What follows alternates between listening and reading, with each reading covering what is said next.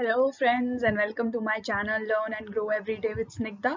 तो आज इस वीडियो में हम मेरी इंस्पिरेशनल पर्सनालिटी की सीरीज में हमारी सेकंड पर्सनालिटी डिस्कस करने वाले हैं, जिनका नाम है पाई कन्हैया जी। पाई कन्हैया जी जो हैं वो सिख रिलीजन के एक बहुत ही रेवर्ड फिगर्स में से एक हैं। ये हमारी सारी ह्यूमैनिटी को कंपैशन, ह्यूमनिज्म और काइंडनेस की वैल्यूज परस्यू करने के लिए इंस्पायर करते हैं। सो आई होप कि इनकी स्टोरी आपको सिर्फ बेटर आंसर्स लिखने में ही नहीं हेल्प करेगी, बल्कि आपको अपनी बेटर पर्सनालिटी डेवलप करने के लिए भी गाइड करती रहेगी। सो आगे बढ़ने से पहले please like and subscribe my channel and let's begin the discussion. तो पहले हम इनकी स्टोरी जान लेते हैं कि क्या थी। तो पाई कन्हैया जी का बर्थ जो है ना 1648 में हुआ था। ये गुरु तेग बहादुर जी के डिसाइपल बने थे और इन्होंने सेवा पंथी, सेवा मीन्स सर्विस, सर्विस पंथी सेक्ट की स्थापना की थी। तो देखिए, बचपन में ये एक बहुत ही वेल्दी फैमिली में इनका बर्थ हुआ था। इनके फादर एक वेल्दी ट्रेडर थे। स्टिल इनके अंदर बहुत ही कंपैशन की भावना शुरू से, काइंडनेस की भावना शुरू से थी। जैसे कि आप देखिए कि ये बचपन से ही अपने पॉकेट में कॉइन्स रखते थे कि अगर इन्हें रास्ते में चलते कहीं भी कोई नीडी बंदा दिख जाए, कोई ऐसा इंसान जिसे पैसे की या मदद की जरूरत है, तो ये वो कॉइन उनको दे सकें। उसके बाद जब ये थोड़े बड़े हुए तो इन्होंने ये क्या करते थे कि रास्ते में जाके खड़े हो जाते थे। अगर इनको लगता था कि किसी इंसान को, पुअर या रिच जैसा भी इंसान है, और उसको लोड कैरी करने में इनकी किसी मदद की ज़रूरत है, तो ये उनकी मदद करते थे और मीलों लंबे सफ़र तक भारी सामान लेके अपनी पीठ पर लोगों का ये जाते थे। तो ये सब देख के इनकी मदर को बड़ी फिक्र हुई कि लोग क्या सोचेंगे कि एक रिच आदमी का, रिच ट्रेडर का सन ये कैसे मीनियल जॉब्स में इन्वॉल्व हो रहा है। तो बट कन्हैया साहब ने अपनी माँ को कहा कि मेरे लिए ये इम्पोर्टेंट है कि मैं लोगों की सफरिंग को एलिवेट या दूर कर सकूं। लोग क्या सोचते हैं उससे मुझे फर्क नहीं पड़ता, पर मैं किसी को दुख या तकलीफ में नहीं देख सकता। इसीलिए मेरी कैपेसिटी में जो भी है, मैं जो भी कर सकता हूँ उनकी मदद के लिए करूँगा। तो अब ये हमें एक कंपैशन की एग्जाम्पल प्रेजेंट करते हैं। कंपैशन की डेफिनेशन ही यही होती है कि हम दूसरों के दुख को देख पाएं और उसको एलिवेट करने के लिए, दूर करने के लिए कोई एक्शन ले। तो आपने एथिक्स में अपना सिंपैथी, एम्पैथी और कंपैशन पढ़ा होगा।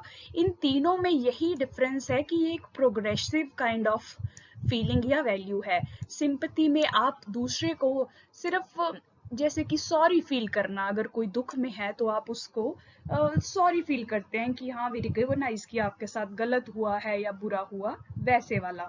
उसके बाद एम्पैथी होता है कि आप एक्चुअल किसी का पेन फील करें अपने अंदर। जैसे आप किसी को देख के रोने लग जाते हैं, तो इसका मतलब यही है कि आप उनके पेन को एक्चुअली फील कर पा रहे हैं। तो ये नेक्स्ट लेवल ऑफ फीलिंग हो गई।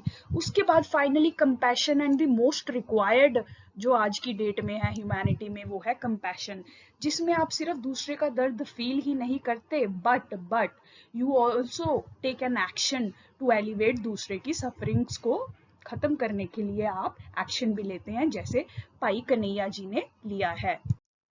तो उनकी ही स्टोरी में जो सबसे सिग्निफिकेंट इंस्टांस है, वो अब यहाँ हम डिस्कस करने वाले हैं। नॉन डिस्क्रिमिनेटरी सर्विस या सेवा, जिसे हिंदी या पंजाबी में कहा जाता है। तो इनकी स्टोरी क्या थी कि देखिए, उस टाइम पे सिख और मुगल्स या मुस्लिम्स के बीच में बहुत सारी लड़ाइयाँ होती रहती थी, इन्वेडर्स वगैरह आते रहते थे, तो इस वजह से कन्फ्रंटेशन चलती रहती थी, स्कर्मिशेस वगैरह चलती रहती थी।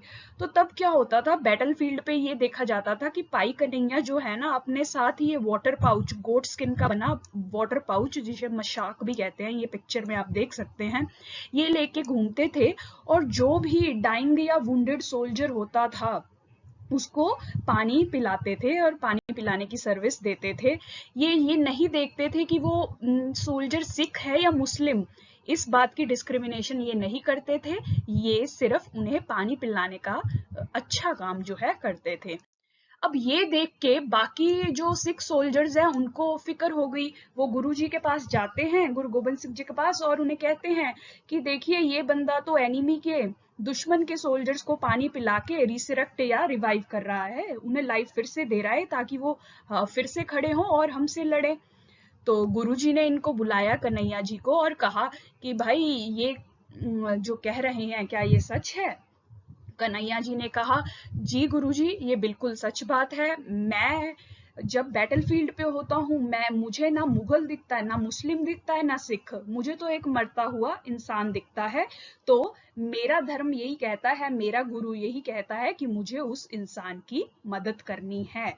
तो गुरुजी इस बात को सुन के, कन्हैया जी के इस रिप्लाई को सुन के बहुत खुश हुए और उन्होंने कहा कि कन्हैया, तुमने ट्रू मैसेज गुरबानी का, यानी कि गुरुजी की बानी का, गुरुजी की बात का तुमने सही मतलब समझा है कि हमने किसी भी प्रकार से, किसी भी वे में डिस्क्रिमिनेशन नहीं करनी है जरूरतमंद आदमी को, चाहे वो कुछ भी हो, ऊंची जात नीची जात, सिख ईसाई मुसलमान कुछ भी हो, हमें सबको एक तरीके से डील करना है और उन्हें ह्यूमन बीइंग की तरह कंसिडर करना है।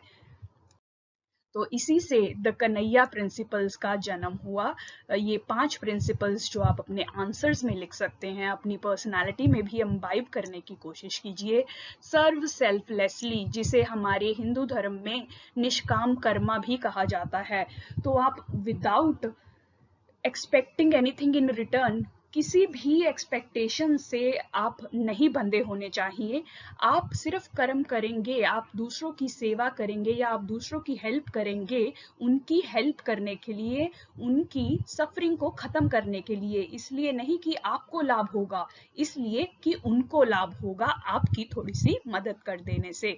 तो अपना हित ना सोचते हुए आप दूसरों की सर्विंग करेंगे, लोगों को सर्व करेंगे।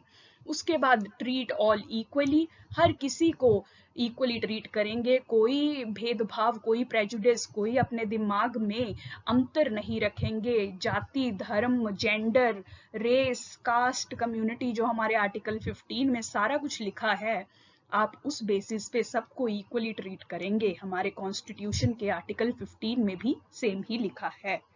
उसके बाद सबको कंपैशन और लव के साथ ट्रीट करेंगे, चाहे वो एनिमी हो चाहे दोस्त हो। आप सबकी रिस्पेक्ट, ह्यूमिलिटी और लव से ट्रीट करेंगे। उसके बाद शेयर विद अदर्स, जो आपके पास है एक्स्ट्रा वेल्थ, बहुत वेल्थ अगर आपको दे दी है, देखिए गांधी जी का ट्रस्टीशिप का भी कॉन्सेप्ट सेम ही है। इसमें यही है कि अगर आपके पास भगवान ने आपको बहुत सारे वेल्थ के साथ नवाजा है, आपको बहुत सारी वेल्थ दी है, तो आपका कर्तव्य बनता है कि आप जिन लोगों को उसकी जरूरत है उनके साथ अपनी उस वेल्थ को शेयर करें और उनकी सफरिंग और पेन को खत्म करने में मदद करें।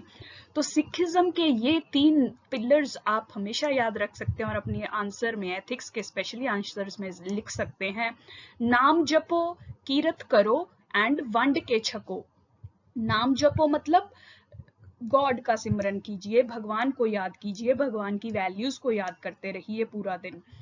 कीरत करो मतलब, कीरत मतलब कर्म करो, अपना काम कीजिए, जो आपकी रिस्पॉन्सिबिलिटीज है पूरे दिन में उसे निभाइए। Family responsibilities as well as professional responsibilities, as well as जो दूसरे लोगों के प्रति आपकी रिस्पॉन्सिबिलिटीज है वो सब पूरी कीजिए।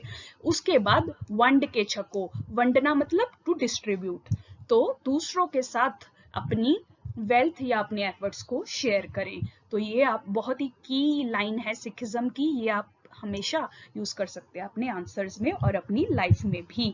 इसीलिए आप देखिए कि जब भी कोई ट्रेजेडी होती है तो सिखिज्म के लोग आपको दिख जाएंगे हेल्प करने के लिए, फूड वगैरह लेके और मेडिकल एड वगैरह लेके वो हाजिर हो जाते हैं। रिफ्यूजीज हो, चाहे कोविड हो, चाहे कुछ भी हो, आपको सारी जगह वो दिख जाएंगे क्योंकि यही प्रिंसिपल पे वो ऑपरेट करते हैं।